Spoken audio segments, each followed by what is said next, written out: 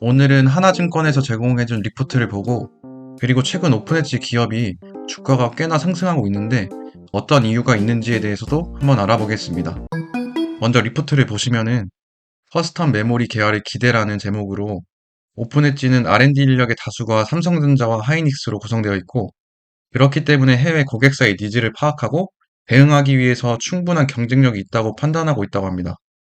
이러한 경쟁력을 바탕으로 최근 반도체 트렌드인 ASIC의 시장 확대로 고객사도 팹리스 중심에서 디자인 하우스로 확대되고 있다고 합니다.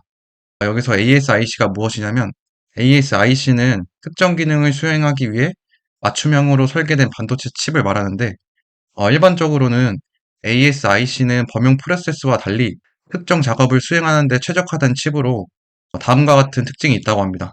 첫 번째로는 특정 용도의 최적화, 두 번째로는 고성능, 세 번째로는 저전력으로 IP 산업의 기술 트렌드가 변화되고 있는 것을 알 수 있었습니다.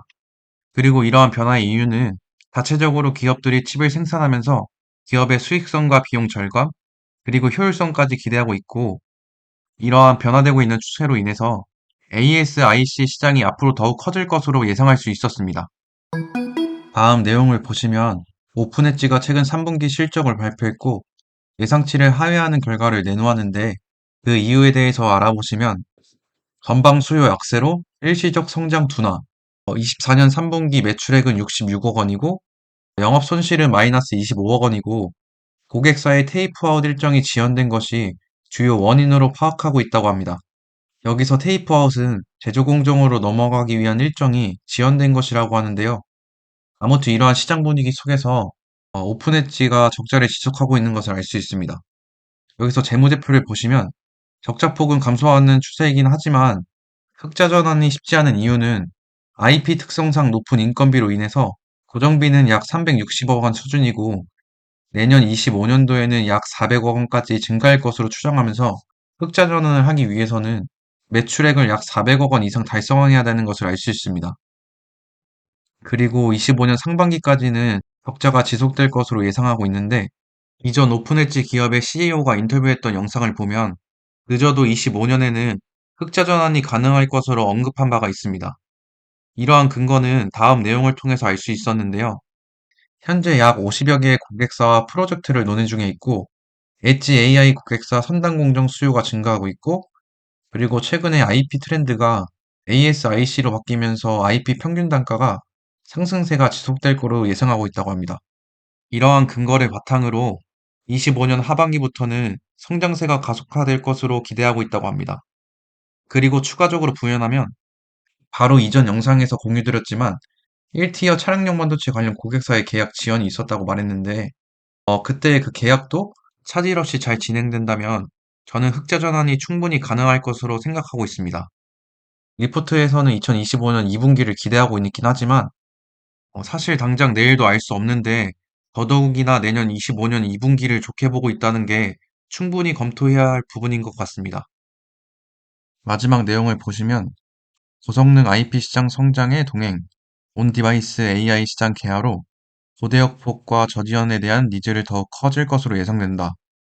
그래서 현재 오픈엣지가 이와 관련 IP를 공급할 수 있고 ASIC 트렌드로 단가가 올라가면서 앞으로 동사에 대한 미래 성장을 기대하고 있습니다. 여기까지 리포트에 대해서 공부해 보았는데요. 리포트를 기반으로 봤을 땐 IP 산업의 트렌드에 맞는 기술을 오픈엣지는 제공하고 있고 25년 2분기를 변곡점으로 보고 있습니다. 단기적인 시각에서는 어려울 수 있겠지만 중장기적으로 봤을 땐 충분히 좋은 결과를 볼 수 있지 않을까 생각하고 있고 저 또한 그렇게 생각하고 투자하고 있습니다. 다음은 주가 상승에 대한 이유에 대해서 알아보겠습니다. 최근 12월 9일을 기준으로 오늘까지 주가를 보면 약 30% 가까이 상승하고 있는데요. 외국인들의 매매를 보시면 알 수 있겠지만 12월 9일부터 매수 비중을 늘리고 있고 뿐만 아니라 기관들 또한 매수를 진행하고 있습니다. 여러 가지 이유가 있겠지만 최근 주가가 너무 많이 하락해서 저가 매수세가 유입된 것으로 볼 수 있고, 그리고 국내는 대통령 탄핵 속초안이 가결되면서 정치적인 불안 요소가 어느 정도 해결되었다고 생각했기 때문에 이러한 심리들로 인해서 매수를 부추긴 것이 아닌가 예상하고 있습니다. 이러한 상승은 실적을 기반으로 해서 오른 것이 아니고 정치적인 불확실성 해소와 저가 매수세 유입이라고 생각했기 때문에 언제라도 다시 하락할 수 있음을 대비해야 한다고 생각합니다. 오픈 엣지 기업은 25년을 보고 달려가고 있고 당분간은 큰 모멘텀을 줄 만한 소식이 없지 않을까 생각해서 증시와 함께 주가가 표류할 것으로 생각하고 있습니다. 저는 최근에도 계속 분할 매수를 진행하고 있었고, 왜 그런지 생각해 봤을 땐 기업의 문제가 아니라 외부적인 문제로 인해서 주가가 하락하고 있었고, 가격이 굉장히 매력적인 구간이라고 생각해서 매매를 진행할 수 있었습니다. 한 9,000원대까지 떨어졌을 때는 과연 언제까지 하락 추세를 이어갈까에 대한 불안감도 있었지만, 지금까지 공부했던 것을 기반으로 감당 가능한 선까지 용기를 낼 수 있었던 것 같습니다. 주식에 대한 어떠한 명확한 정답은 없지만 이러한 시기를 경험하면서 저의 투자 실력을 쌓아간다고 생각하고 있습니다.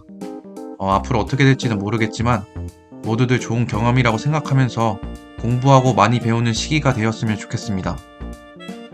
오늘도 시청해주셔서 감사드리고 행복한 하루 보내세요.